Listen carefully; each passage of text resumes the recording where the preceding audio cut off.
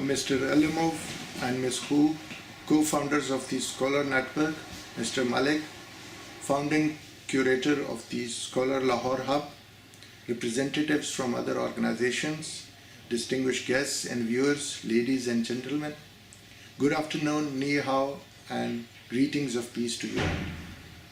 At the outset, let me express my profound appreciation for the SCOLAR Network for organizing the Lahore Hub opening ceremony in this online format. It gives me great pleasure to be part of this initiative, and in that respect, let me also convey my felicitations to Shahryar and his team for launching of this hub. I'm confident that this hub would serve to enhance people-to-people contacts, especially among the youth within the SCO region and beyond. I wish them all success and best wishes.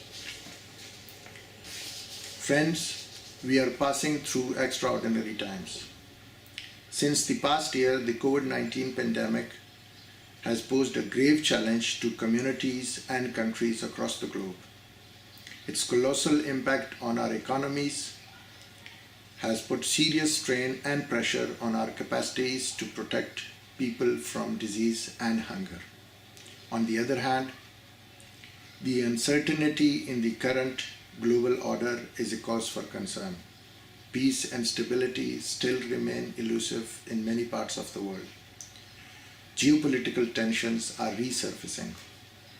Even before the pandemic, governments and communities across the globe, developing countries in particular, were grappling with trade distortions, lack of financing, degradation of agriculture, lands and forests, an impending water crisis, loss of biodiversity, and polluted rivers and oceans.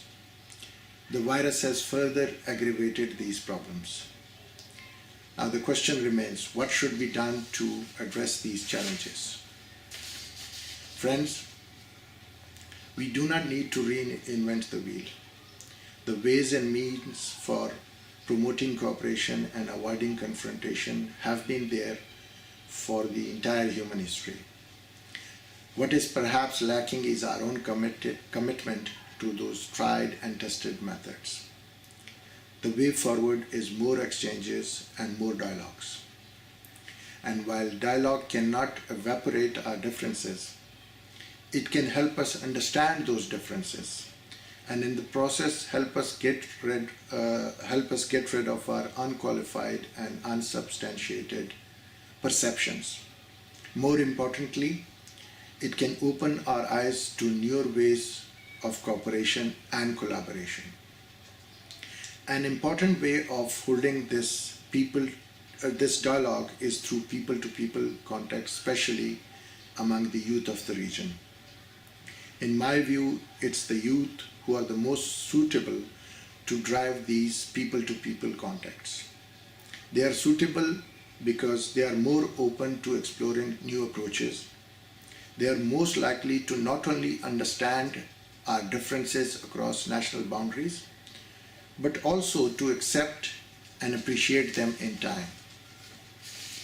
So at the academic level, the youth across the SCO region need to be brought together through educational linkages, especially in the higher education domain, through joint degree and exchange programs, promotion of area and language studies, and eventually mutual recognition of degrees, diplomas, and certificates. China and Pakistan have already agreed to establish the Youth Communication Committee, which will coordinate the exchange of youth and cooperation on youth affairs. Dear friends, the COVID-19 pandemic has driven home the message to all, rich and poor, weak and powerful, that our destinies are intertwined and our future is shared. Only a collaborative and coordinated global partnership and not narrow national or bloc interests will help us face the challenges in the years and times ahead. in the road to global recovery and survival. It is therefore heartening to note that the youth of the SCO region, united by initiatives such as the Scholar Network and indeed the Lahore Hub, is rising to the challenge and is playing its part in bringing international cooperation and solidarity through coordination of our efforts and pooling of our resources for a global future that is shared, equitable, safer, and fair.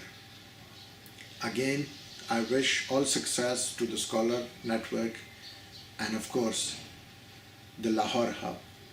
I thank you all for patient listening. Thank you.